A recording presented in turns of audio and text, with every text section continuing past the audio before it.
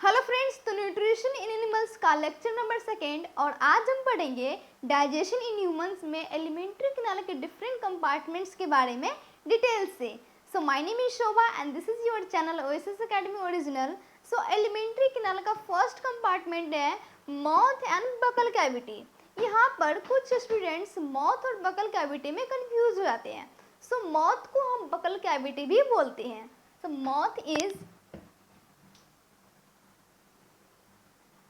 mouth is also called buccal cavity.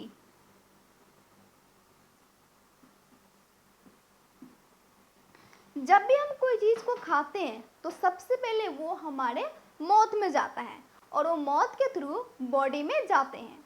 Now जब हम food को माउथ के थ्रू बॉडी में भेजते हैं तो उस प्रोसेस को बोलते हैं हम ingestion. So the process of taking food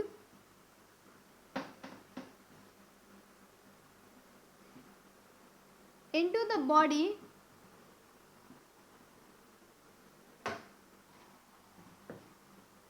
is called ingestion.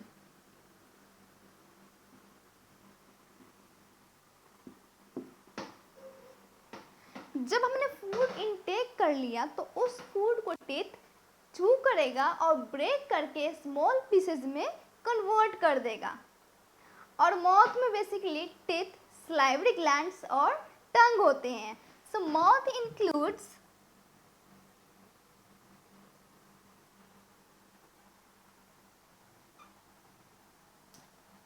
Teeth, salivary glands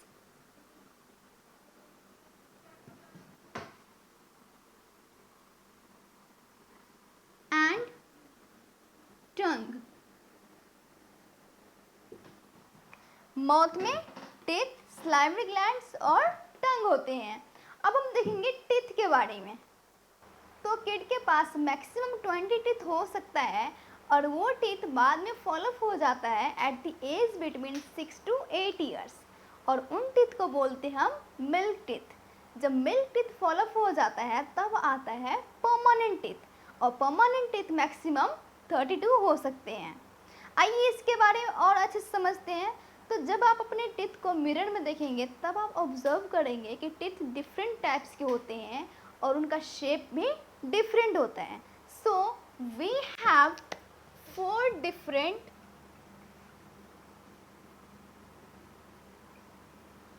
types of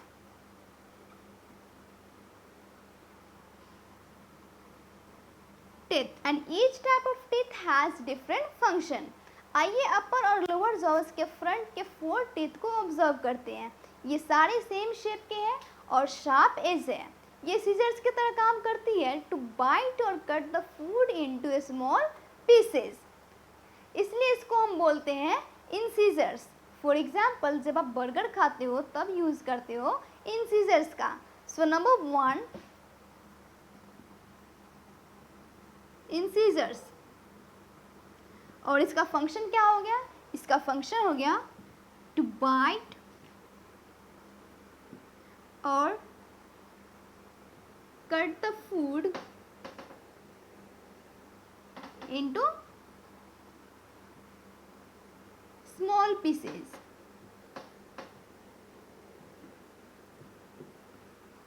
तो ये हो गया इंसीजर्स के बारे में।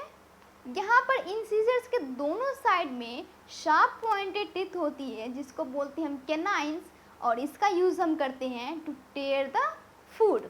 फॉर एग्जाम्पल जब आप चिकन खाते हो तब यूज़ करते हो आप कैनाइन्स का और ये टोटल होते हैं 4, 2 अपर जॉ में, 2 लोअर जॉ में। So number 2 canines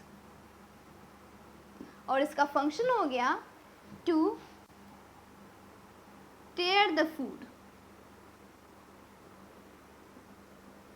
Next to the each canine there are 2 broad and flat teeth और इसका यूज हम करते हैं to grind and break the food into fine pieces.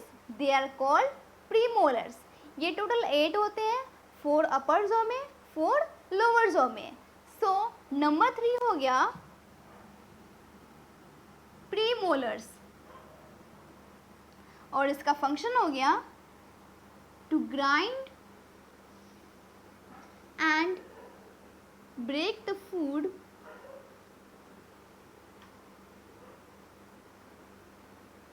into fine pieces. So ये हो गया प्रीमोलर्स के बारे में। अब यहाँ पर देखिए लास्ट के 3 टीथ अपर और लोअर जॉ के दोनों साइड्स में, और ये टीथ प्रीमोलर्स से भी ज़्यादा ब्रॉडर होते हैं, जिसको बोलते हैं हम मोलर्स। और इसका फंक्शन वही है, पहला था to grind and break the food into fine pieces, लेकिन इसका यूज़ हम करते हैं to grind the food further into fine paste. So number 4 हो गया molars, और इसका फंक्शन पहला तो वही to grind and break the food into fine pieces, दूसरा फंक्शन हो गया to grind the food further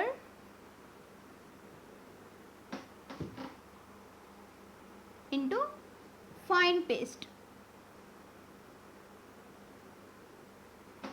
तो ये हो गया molars. So we have in total 32 teeth, 16 upper jaw में, 16 लोअर जॉ में। तो ये हो गया हमारा पूरे टीथ के बारे में। नाउ सलाइवरी ग्लैंड्स, जैसे कि मैंने आपको पहले बता रखा है कि सलाइवरी ग्लैंड्स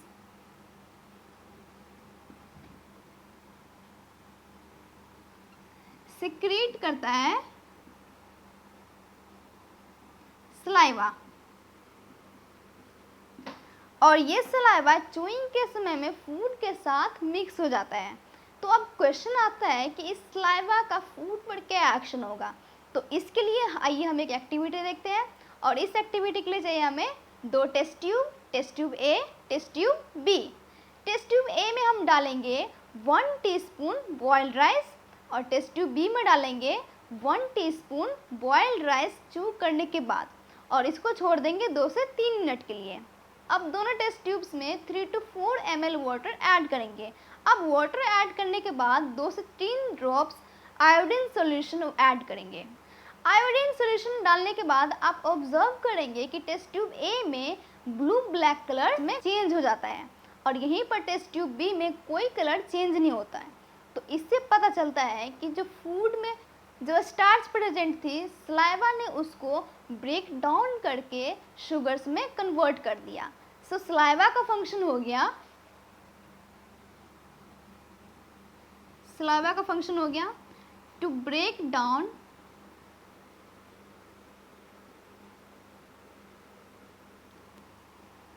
द स्टार्च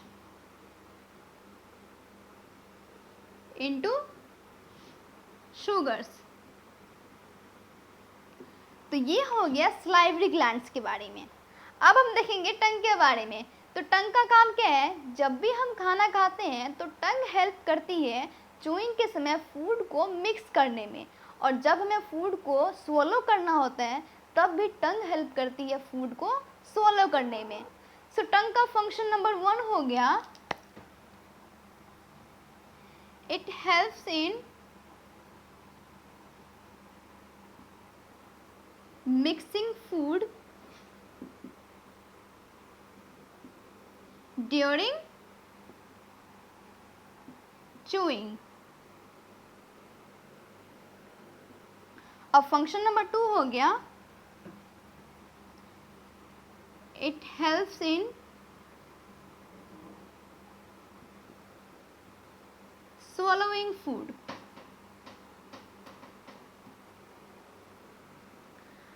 अब तीसरी चीज़, टंग पर होती है टेस्ट बर्ड, और वो टेस्ट बर्ड डिटेक्ट करती है कि फूड का टेस्ट क्या है, कि कौन सा फूड कड़वा है, कौन सा फूड तीखा है।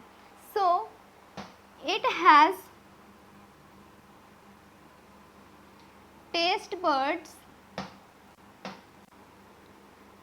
To detect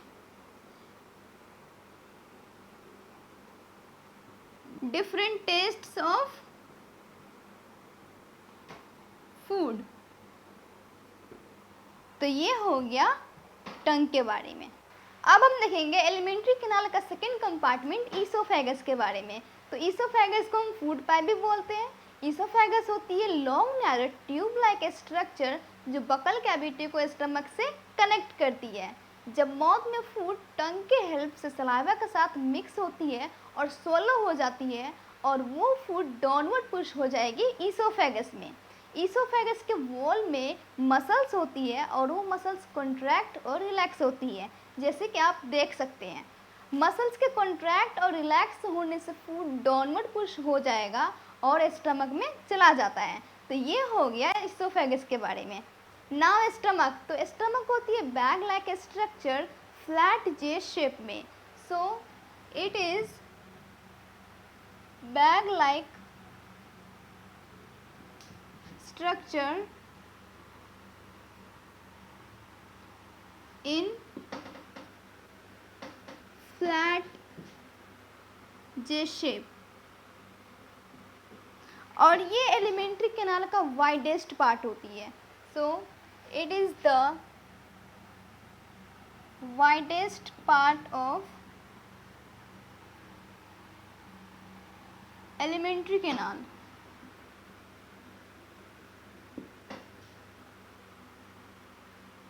And it connected with the esophagus and small intestine. Connected with esophagus and small intestine.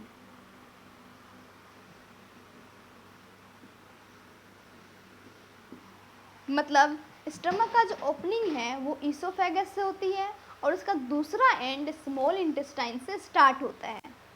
यहाँ पर स्टमक को ईसोफेगस से फूड मिलता है और वो फूड स्टमक से स्मॉल इंटेस्टाइन में चला जाता है। अब स्टमक का इनर लाइनिंग होती है वो प्रोड्यूस करती है तीन चीज़ें। सो inner lining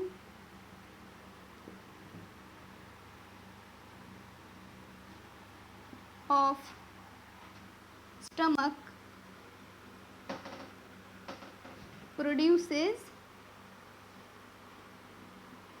number 1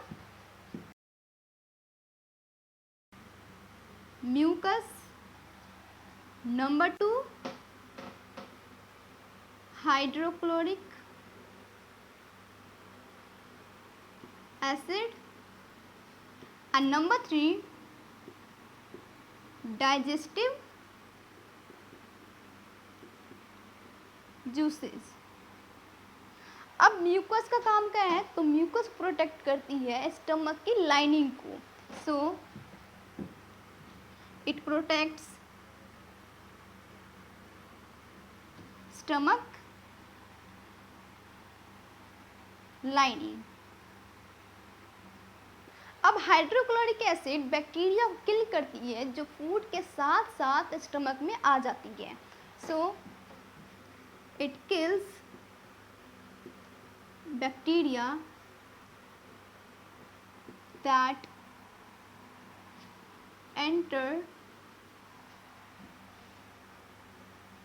along with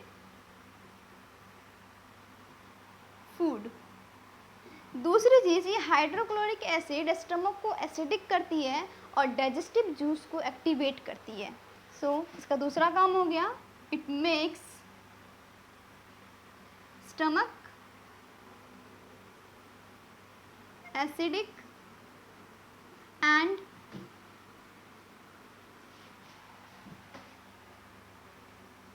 activates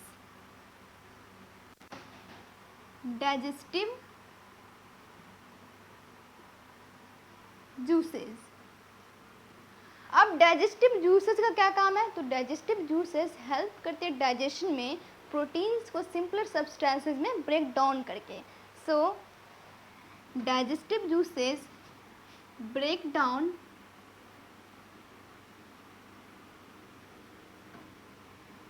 proteins into simpler substances. तो ये हो गया स्टमक के बारे में। तो आज की वीडियो में इतना ही। हम अगले वीडियो में मिलेंगे नए टॉपिक के साथ। आई होप आपको ये वीडियो बहुत पसंद आया होगा, तो इसे लाइक ज़रूर करें, अपने फ्रेंड्स को शेयर करें। अगर आप हमारे चैनल पर नए हैं तो सब्सक्राइब भी ज़रूर से कर लें। Thank you for watching.